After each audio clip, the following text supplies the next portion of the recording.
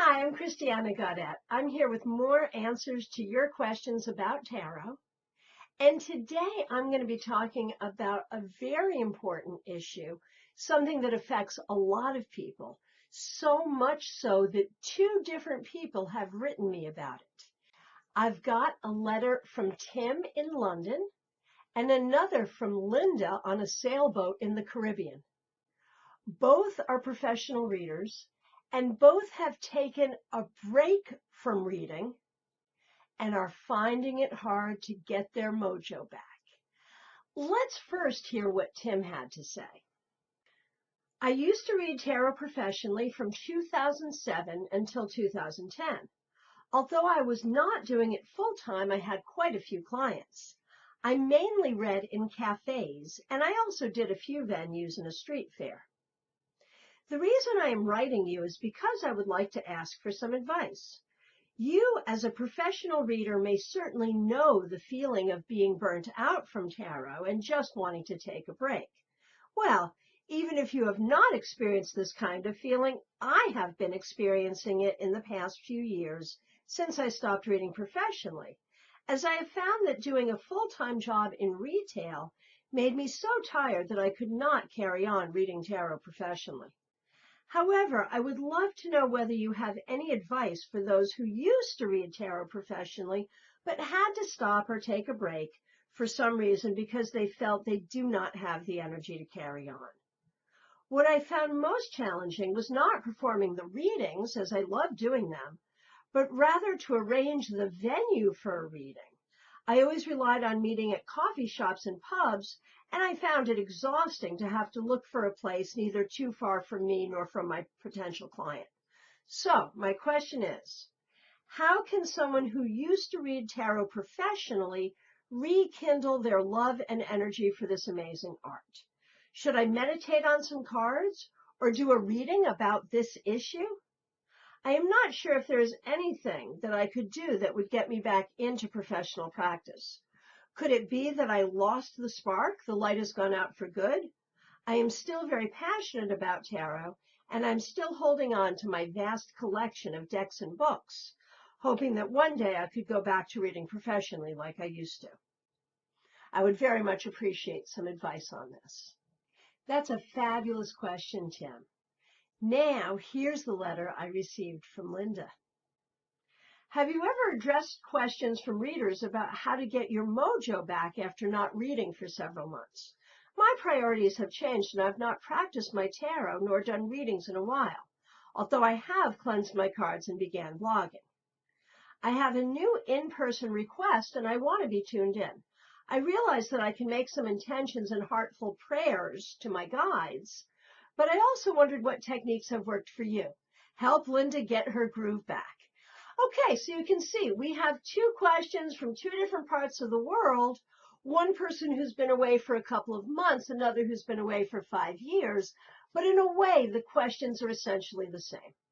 Now, first, I do want to address some of the differences specifically with Tim's question. Tim's situation is not unique. Most of the professional tarot readers I know do it part-time and work other day jobs. Tim mentions that he works in retail, and you know, retail is very people. That's a very people job. I can imagine that after working, an 8-hour day in retail, the last thing I would want is the intimacy of a tarot reading. I think I'd be tired of people. So one thing you might want to look at, Tim, is more psychic protection in your day job and in your tarot readings. Really protect yourself energetically. You mentioned that the most difficult aspect was the logistics. And you know, if you're a full-time tarot reader, the logistics are not so bad because it's your primary job. But if you're a part-time tarot reader, you're already tired from your regular work. The logistics are hard. And honestly, I think you need to be better about your boundaries. I think going all over town to try to find the right venue that's convenient for your client is not the best use of your time. I think that you should pick places that are comfortable for you, where you know you're welcome, that are near you, and make your client travel to you. If they want a reading, they'll do it. If they didn't want it that bad, they don't have to. So try to have some better boundaries and honor that if the logistics are the hardest part, you can scrap that right away, do the logistics to your own benefit, and you've already solved the hardest part of the problem. Now, the other thing I want to say to you, Tim, is that in the time you've been away for 5 years, technology really has changed. You could do a lot as far as building a business reading on the phone or reading on webcam. You could work for a service, or you could use social media and promote yourself and start a small business from home. That works too, and then you don't have to worry about a venue. Now, for both Linda and Tim, I want to go forward with that idea of energy. Tim, I do not believe you have lost your spark.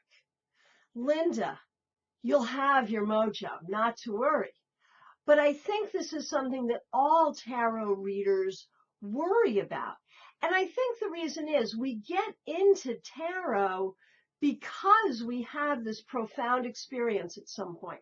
When we're working with the cards, we're studying the cards, we're playing with them with our friends, and they make so much sense. There's so much truth there. And there's that moment of alignment, that divine connection between the cards and spirit and yourself and the person you're reading for. And it's the energy is just so phenomenal. And we don't realize that we have created that, or that we have been the open channel for that. It just sort of happens. And when things just sort of happen, it feels spontaneous, and it feels like it could spontaneously go away. So then when we're tired or we have a difficult time or whatever, we worry that that in fact is what has happened. But you know what? As metaphysical people, we understand about energy. We understand about the chi energy, the life force. We understand how to work with that. When we do Reiki, when we do energy work, when we do magic and manifestation, when we do meditation, when we do yoga, we're working with energy. And that spark that is in a reading, that mojo, well, that comes from the same source. So what you want to be doing right now is really working on raising energy. And before you sit down to a reading, you want to be in that place of strong energy. Yes, it will happen spontaneously, but you can bring that energy in beforehand to help set the stage, and that will give you a great deal of confidence. Now, confidence is another issue here. The problem is, if you haven't done it for a while, it feels maybe a little rusty getting back in, but don't worry about that.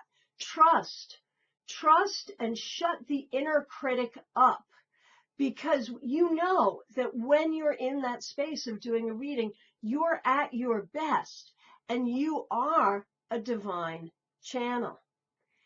Now, to both of you, Tim and Linda, I want to talk to you about the importance of a personal tarot practice. Tarot isn't just about doing professional readings. Tarot is a guide for each of us on our spiritual journey.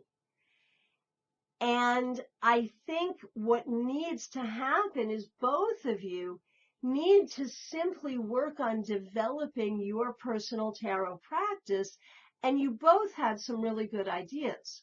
Linda, you're blogging. That's great. You've cleansed your cards. Getting back into the groove with your cards by cleansing them, by doing some readings for yourself, by doing some work with them, doing some writing about them, doing some blogging, that's brilliant. You might also want to buy a new deck or get a new book or do something else to shake up the energy. Now, Tim, you had the right idea. Should I do a reading about the situation? Yes. That is exactly what you both should do. Go to the cards to help you discover how you need to relate to the cards to bring them back into your life. not just as a professional tool, not just as a tool to help others, but as a companion for you on your spiritual journey through life. I understand that for both of you, Tim and Linda, your questions come because you want to be excellent for your clients, and that's a wonderful thing. But I think you might both need to work a little bit on confidence and on silencing your inner critic. I want to remind you that we are all called to our cards for a reason, but we get to say the way they work in our lives. One last thing I want to mention.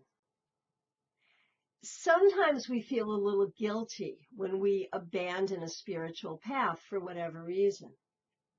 Tarot has been around for 500 years. It's not going to go away, and it will wait for you. It is necessary and appropriate for a myriad of reasons for us to take a break once in a while, and that's okay. You can always come back to tarot. I want to thank you both for a great question. And if you have a question about tarot, please email me.